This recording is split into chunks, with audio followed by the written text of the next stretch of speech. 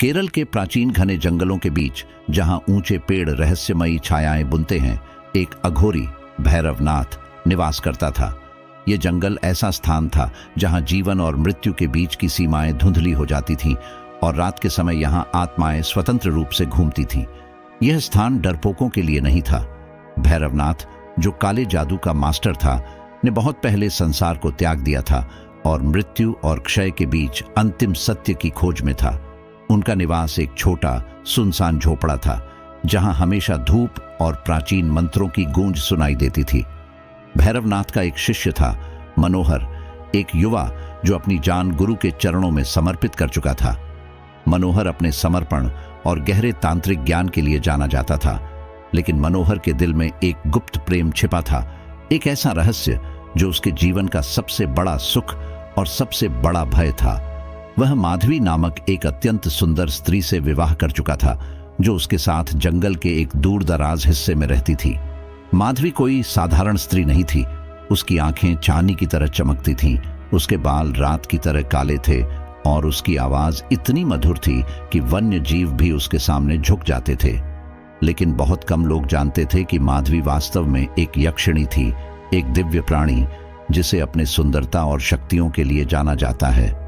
मनोहर ने उसे एक तांत्रिक अनुष्ठान के दौरान देखा था और उसका हृदय उसकी पवित्रता और प्रेम की गहराई से आकर्षित हो गया।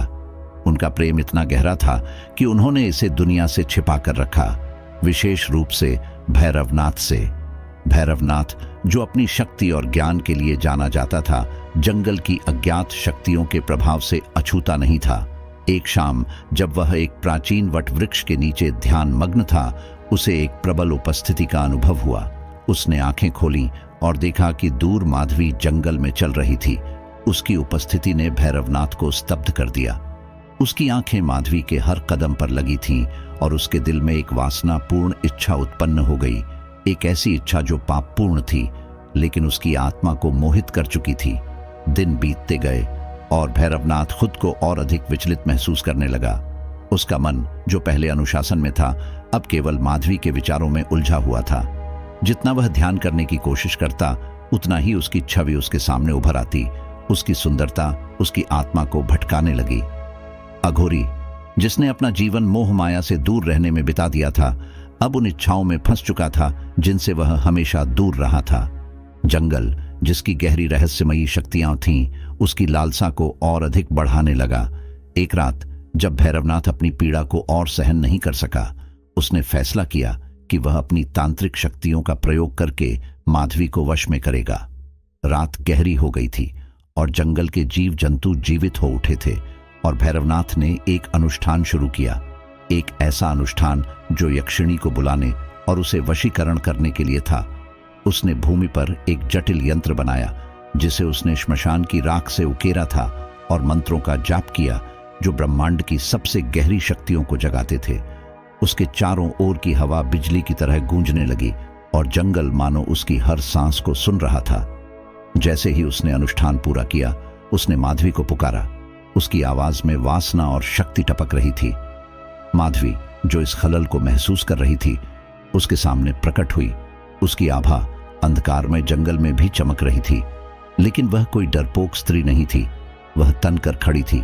उसकी आंखों में एक अद्वितीय ज्योति चमक रही थी और उसकी उपस्थिति एक भयानक आभा से घिरी हुई थी। भैरवनाथ, जो अब वासना में अंधा हो गया था, उसके पास जाकर उसे वशीकरण करने के लिए अपने तांत्रिक शक्तियों का प्रयोग करने की कोशिश करने लगा। लेकिन माधवी कोई साधारण स्त्री नहीं थी जिसे साधारण मंत्रों से वश में किया जा सके। उसने एक जोरदार हंसी हंसी, ऐसी हंसी जो जंगल के चारों ओर गूंजने लगी और भैरवनाथ की रीढ़ की हड्डी में सिहरन पैदा कर दी। एक तेज गति से उसने अपना असली रूप प्रकट किया, एक भयानक यक्षिणी जिसकी आंखें धधकते अंगारों की तरह जल रही थीं और उसके दांत अंधेरे में चमक रहे थे। उसका एक बार सुंदर चेहरा क्रोध और शक्ति से भरा हुआ था। उसके बाल हवा में उछल रहे थे जैसे किसी तूफान ने उसे घेर लिया हो। भैरवनाथ पीछे हट गया। दशकों में पहली बार उसके दिल में डर ने जन्म लिया। यक्षिणी की आवाज जंगल में गरज उठी, तूने मुझ पर अपने तांत्रिक शक्तियों का प्रयोग करने का साहस कैसे किया अघोरी? मैं कोई साधारण मानव स्त्री नहीं, मैं एक प्राचीन शक्ति हूं, ब्रह्मांड के नियमों से बंधी हूं। न कि किसी मानव की इच्छाओं से। तूने अपनी सीमाओं का उल्लंघन किया है भैरवनाथ। माधवी का क्रोध महसूस किया जा सकता था और उसके चारों ओर का जंगल उसकी क्रोध से जीवित हो उठा। पेड़ चटकने और हिलने लगे और भैरवनाथ के पैरों के नीचे की जमीन हिलने लगी। उसने अपनी शक्ति जुटाने की कोशिश की, लेकिन यह बेकार था। उसके मंत्र उसके मुंह में ही राख बन गए और उसके यंत्र धूल में बदल गए। यक्षिणी ने अपना हाथ उठाया और एक ऊर्जा की लहर भैरवनाथ की ओर बढ़ी, उसे एक चमकती रोशनी में घेर लिया। तेरे अहंकार और वासना की सजा तुझे मिलेगी, उसने घोषणा की। मैं तुझसे तेरी सारी शक्ति, ज्ञान और समझ छीन रही हूं। अब तू इस जंगल में एक पागल आदमी की तरह भटकेगा, हमेशा उन इच्छाओं से परेशान रहेगा जिन्हें तू पूरा नहीं कर सका। इन शब्दों के साथ माधवी का शाप भैरवनाथ पर चढ़ गया। उसने अपनी शक्तियों को छीनते हुए महसूस किया। उसकी आत्मा से उसका आध्यात्मिक संबंध टूट गया। उसका मन, जो कभी तेज और अनुशासित था, अब अराजक विचारों से घिर गया। उसका शरीर, जो कभी मजबूत था, अब कमजोरी से कांपने लगा। यक्षिणी के शाप ने उसे एक साधारण मानव बना दिया, एक ऐसा व्यक्ति जिसे उसकी अधूरी इच्छाओं ने हमेशा के लिए जकड़ लिया था। अगली सुबह मनोहर लौटा और उसने अपने गुरु, जो कभी शक्तिशाली भैरवनाथ था, को पागलपन की हालत में पाया।